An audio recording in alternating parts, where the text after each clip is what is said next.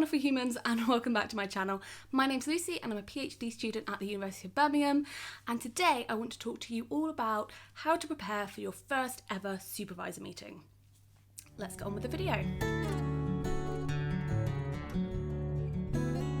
So I imagine the first supervisor meeting is quite scary. I remember being super nervous last year when I was getting ready for my supervisor meeting. I didn't really know what to expect.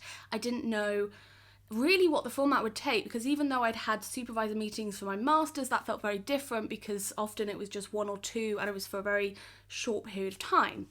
Obviously the PhD, you know going into it that this is someone you're going to be working with, communicating with for like 3-4 years. So it's a lot longer relationship that you need to build up, and you want to start that on the best foot possible. So what I'm going to do in this video is I'm going to quickly run through some of the advice I kind of wish I'd known before my first supervisor meeting, sort of give you an idea of what to expect and typically what's covered in a first supervisor meeting, and hopefully just allay some fears and make you feel a lot calmer about the whole process. Okay, so my first absolute piece of advice I think everyone should do, I didn't do this, I should have done this: reread your PhD proposal. Now the reason I say this is because I applied for my PhD in January. I started in September. I didn't really properly sit down and reread my proposal during that time. I thought about it, I thought about my PhD, obviously, I thought about my proposal, I thought about my topic, but I didn't reread what I'd actually sent my supervisor. So I went into the meeting thinking, oh yeah, this is what I'm doing, this is what I want, and some of it didn't align with what they had last been told, because I hadn't updated them on how my PhD had changed in my head of how I was going to approach it and what I wanted to focus on from what they had seen, which was my PhD proposal back in January. And it wasn't a huge issue, but I think in retrospect it would have been worthwhile me reading my PhD proposal, noting, okay, well I've changed that, or I don't really want to do that approach now, or like, oh yeah, okay, I've expanded on that idea a bit. Just note to yourself any changes, any developments, anything that now you're like, oh no, I'm doing a completely different approach, especially if you've had that longer gap between applying and your first supervisor meeting, because then you can go into that meeting, and this leads quite nicely into kind of point number 2, you can go into that meeting and you can discuss your research proposal in quite an in-depth, informed way, rather than doing what I did, which was a bit off the hoof. It wasn't completely off the hoof, it was just a little bit off the hoof, and there was a little bit of like, oh okay, well we'll just change that, or you know. And instead you can go in and quite confidently say, oh well, I really like this aspect of my PhD and I still want to use that methodology, but I've changed the text I'm going to be looking at, or I've changed the area I'm going to be studying, or whatever your PhD is on, whatever aspect you've changed, you can kind of show how it's changed and why you've changed it. And I think that will put you in a really good stead when you're having, which is quite a crucial part of the first meeting, that kind of discussion with your supervisors, or supervisor. I have 2, most people I know have 2. You can discuss quite confidently with them how your PhD has changed. You can discuss quite confidently like the parameters of your PhD, what you actually want to set out to achieve, and that will set you up really well for that first meeting to make sure you're all on the same page. The other thing at this point I would like to iterate is your PhD is going to change, develop, evolve throughout your PhD process. Your project will not stay the same as it did when you first applied, as it necessarily even did during your first year. Part of a PhD project is that evolution. It's that as you discover more, you change your approach or you change your focus, and that is completely normal. But I think just for that first meeting, if there has been any changes, it's really important to outline what they have been, what's the impact, and how it might affect your first few months of the PhD. Okay, so this brings me on to the next point, which I think is equally as important, and something that me and my supervisors definitely did in that first meeting, is set expectations for how do you work.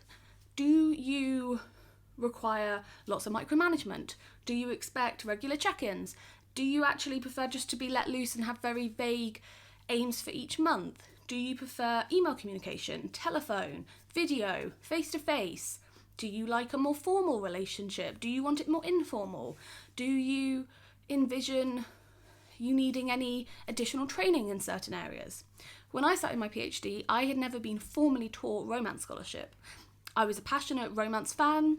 My master's dissertation at the University of Edinburgh was on the topic of romances. I looked at female heterosexuality in romance novels of the 1990s. And obviously for my master's dissertation, I'd done a lot of research, but I'd never had a class, I'd never had a lecture talk to me about romance in an in-depth way. So one of the first things I did was my supervisors said, okay, well, we've got 2 courses at University of Birmingham that look at romance. Maybe it'd be worthwhile you sign up for them. One of them's a master's, one of them's an undergrad, but you might find them valuable. We can sign you up so that you go to the classes, but you don't have to do any of the assignments. Is that something you'd be interested in? And I said, yes, I think that'd be really useful because it would give me hopefully a good background and give me some of the scholarship and just make sure I've got all the scholarship I have and it's not patchy. Again, a lot of it and the scholarship I kind of had already covered, but it also opened my eyes to some new aspects, and it was a really good way, I think, of introducing me back into PhD life, back into academic life. So those are the kind of things it's good to bring up, I think, in your first meeting. I also set the expectations of, I like really clear guidelines. I tend to work better to goal-orientated tasks that are measurable, so SMART tasks. Basically tasks where you can say, okay, I'm going to write 500 words on this, and then okay, I've written 450, etc. Rather than, I'm going to read around the topic of the queer death drive. For me, there's no outcome to that. So I would do it, but I would be like, I don't know now what to do. I've read. Do I need to read more? Have I not read enough? Have I read too much? Should I start writing? So these are the kind of things you can discuss with your supervisor straight away. Basically, what's your working style? What's your communication style? What are maybe gaps that are in your current knowledge bank that you could shore up quite quickly and easily, either by doing courses or reading certain critics and things like that. And I think that kind of all becomes encapsulated of what do you want to get out of the PhD? What is your PhD experience and how can your supervisors help facilitate that? And that's why setting expectations are so important right at that first meeting, because the sooner you do it, the sooner you're going to be having the PhD experience you want to have. So my third point, and this might be quite scary for some of you, is one of the things I discuss with my supervisors straight away in the first meeting, and I think is pretty common. They ask me the question of, what do you want to do after the PhD? What do you envision your future in 4 years or 3.5 years being? And I responded, as I think most PhD people do, is, well, ideally I'd love to be in academia. And they responded and said, okay, obviously that's quite competitive. We need to make you as marketable as possible. We need to make sure that your PhD is going to give you as many options to apply for. Romance scholarship is still quite new. There are jobs in it, but they said you might be more likely to get a job as a queer theorist. So it was about, by having that conversation, as scary as it was, it actually is good because then you can start working towards that. It's not the focus, but you've got it in the back of all of your minds, and it means that you aren't going to end the 3 years and suddenly be like, oh my god, I completely can't get a job in what I want to do, or I can't do that because I haven't done this and I should have done this 2 years ago and now it's too late. I think also during that time period, I think I did say as well, I know academia is really competitive, so then, I might not go into it, but currently that's the goal. I think that's fair enough to say. And if your answer is I don't know, that's also fine. Not everybody is going to know what they want to do after the PhD, and honestly, it's really normal for it to change as well. So if your supervisors do ask that question and you don't have an answer, that's totally fine. What I would recommend is potentially reaching out to the career services. The earlier you reach out to them and kind of get an idea of what your options could be post-PhD, the better, because then you can start doing things that will add to your CV in a meaningful way to help you get where you want to go. So, step number 4, prepare to do admin in your first meeting. So my first supervisor meeting was about an hour long, and I think probably the first half an hour was all admin based. It was things like making sure I'd been registered correctly, making sure my PhD title was entered correctly into the system. I think my supervisors had to do some admin on their end, kind of to make sure I was officially signed up as a supervisee person. Just a lot of admin stuff, which is boring. There's no other way to say it. It's just going to involve potentially typing away on laptops, asking some questions like, oh, is this your date of birth? Is this your student number? Is this blah, blah, blah? You've got to do it. be prepared to do it. It's totally normal. You don't need to prepare anything for it. Just make sure you have your ID card, so you know your student number. I'd say that was the main thing that maybe could have caused us a few issues. So yeah, you're going to do admin in your first meeting. It might take up a bulk of the meeting. It might not. It depends how quick, depending on your university, depending how quick your supervisor is at that kind of stuff, depending how quick you are at that kind of stuff. But just be prepared for that. I didn't really expect that going in. It's completely normal. And then the final thing I would say, and actually I offer this as a piece of advice for kind of all meetings going forward, is take notes. Every time you have a supervisor meeting, take notes. I tend to have notes for all my supervisor meetings dated by when they happen, and then I have kind of questions before I go in. I make notes of the meetings, and then right at the end I put action points for the next month. And the final point I would say, which you should do in every meeting, is while you're in that meeting and you and your supervisor are all together, book the next meeting, because your supervisor schedules are probably going to get busier than yours. Yours might also get busy. I have 2 part-time jobs. Sometimes that means I can't be as flexible as other PhD students who don't have 2 part-time jobs. So book your meeting for next month in that current meeting, because then you've all got it in your calendar.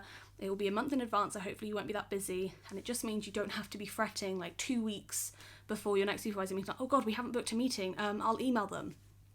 And actually what I did in my first supervisor meeting is we booked the meetings for that first term, and that's something you could recommend to your supervisors, just so that you get into that good regular pattern of meeting every month. And that's pretty much it. I think ultimately your first supervisor meeting is, you're going to be nervous, you're going to be a little scared, that's completely normal, but it'll be fine, is what I'm trying to say. It'll be completely fine.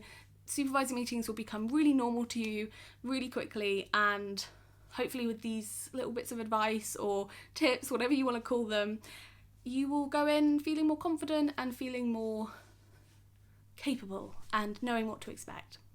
So yeah, hopefully this was useful. As always, you can find me on Instagram, and if you want to ask me any questions, just DM me. It's PhD Life with Lucy. You can also ask questions down below and I will answer them.